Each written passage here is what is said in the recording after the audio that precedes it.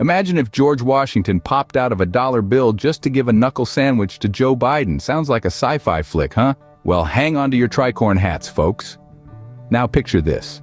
A familiar figure, the very embodiment of the American spirit, arises from the ashes of history. His clothes might be a few centuries out of fashion, his curly white hair a bit too powdered for the 21st century. But there's no mistaking that stern visage.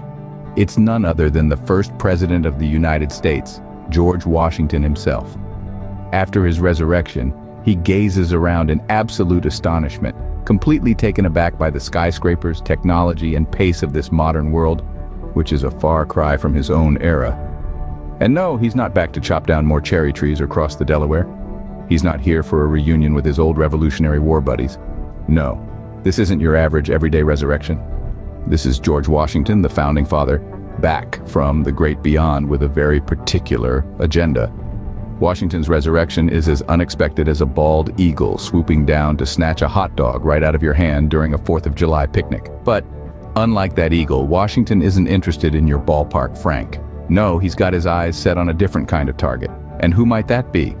None other than the current resident of the White House, President Joe Biden.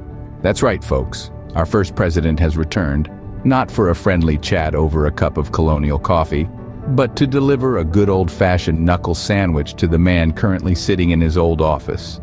Now you might be thinking, why on earth would George Washington, a man known for his honor and integrity, want to get into a fistfight with Joe Biden? Well, let's just say he's not too thrilled with the State of the Union. He's seen the headlines, he's read the tweets, and he's not impressed.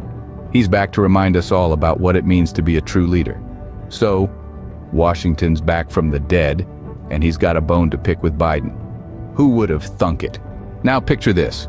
Washington, in all his resurrected glory, strides into the Oval Office. Biden, unsuspecting, is caught off guard. Imagine it, folks, the first president, George Washington, back from the grave and all set for a presidential smackdown. He's walking tall, wooden teeth clacking, powdered wig slightly askew. And there's Biden, our current president, just sipping on his cup of joe, pardon the pun, completely unaware of the surprise visitor. Suddenly, the air fills with the scent of cherry blossoms and freedom, and Biden nearly chokes on his coffee. He swivels around in his chair, and there he is, the father of our nation, standing tall and menacing. Biden's eyes widen, his coffee cup drops, splashing hot liquid on his polished shoes. Washington, with a stern look on his face, rolls up his sleeves and points a finger at Biden. The room fills with tension, and even the portraits on the wall seem to hold their breath. It's the founding father versus the modern statesman, a clash of eras, a showdown of presidents. Biden, always the diplomat, tries to defuse the situation with a chuckle and a wave. But Washington isn't here for pleasantries.